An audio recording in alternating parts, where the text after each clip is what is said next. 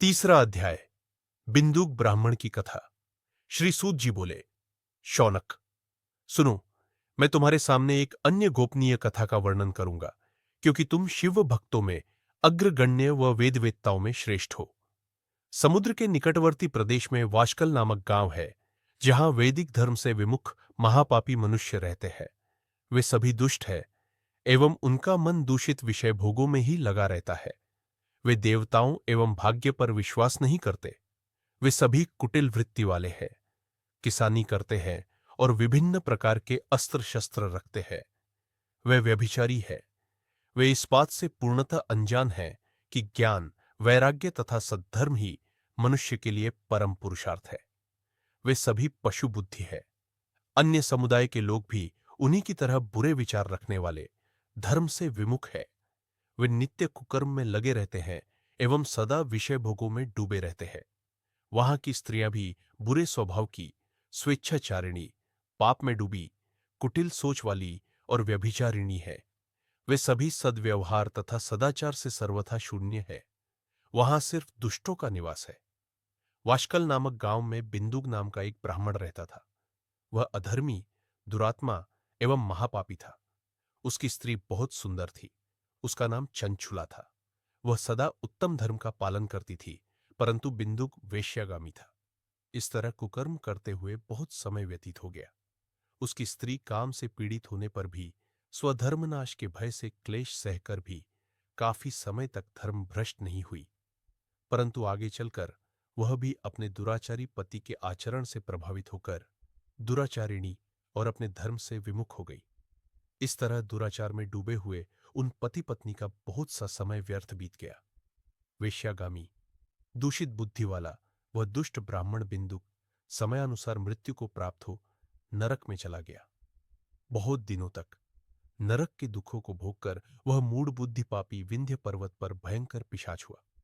इधर उस दुराचारी बिंदुक के मर जाने पर वह छंछुला नामक स्त्री बहुत समय तक पुत्रों के साथ अपने घर में रहती रही।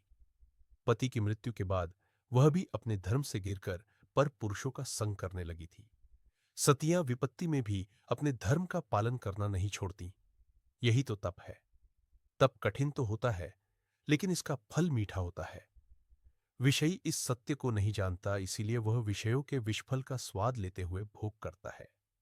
एक दिन दैवयोग से किसी पुण्य पर्व के आने पर वह अपने भाई बंधुओं के साथ गोकर्ण क्षेत्र में गई। उसने तीर्थ के जल में स्नान किया एवं बंधुजनों के साथ यत्र तत्र घूमने लगी। घूमते घूमते वह एक देव मंदिर में गई। वहां उसने एक ब्राह्मण के मुख से भगवान शिव की परम पवित्र एवं मंगलकारी कथा सुनी। कथावाचक ब्राह्मण कह रहे थे कि जो स्त्रियां व्यभिचार करती है, वे मरने के बाद जब यमलोक जाती है, तब यमराज के दूत उन्हें तरह तरह से यंत्रणा देते हैं। वे उसके कामांगों को तप्त लौह दंडों से दागते हैं। तप्त लौह के पुरुष से उसका संसर्ग कराते हैं। ये सारे दंड इतनी वेदना देने वाले होते हैं कि जीव पुकार पुकार कर कहता है कि अब वह ऐसा नहीं करेगा, लेकिन यमदूत उसे छोड़ते नहीं। कर्मों का फल तो सभी को भोगना पड़ता है। देव, आर्षे, मनुष्य सभी इससे बंधे हुए हैं।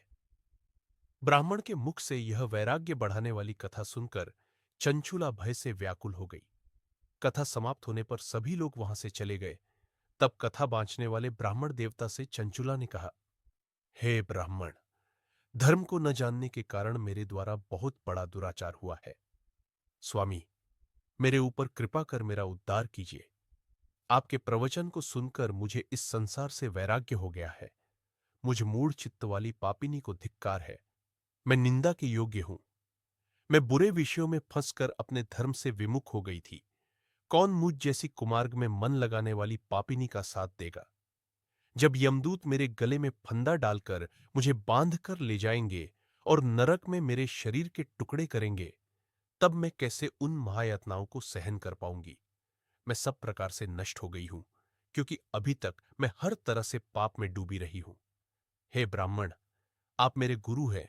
आप ही मेरे माता पिता है। मैं आपकी शरण में आई हूं। मुझ अबला का अब आप ही उद्धार कीजिए। सूत जी कहते हैं, शौनक, इस प्रकार विलाप करती हुई चंचुला ब्राह्मण देवता के चरणों में गिर पड़ी। तब ब्राह्मण ने उसे कृपापूर्वक उठाया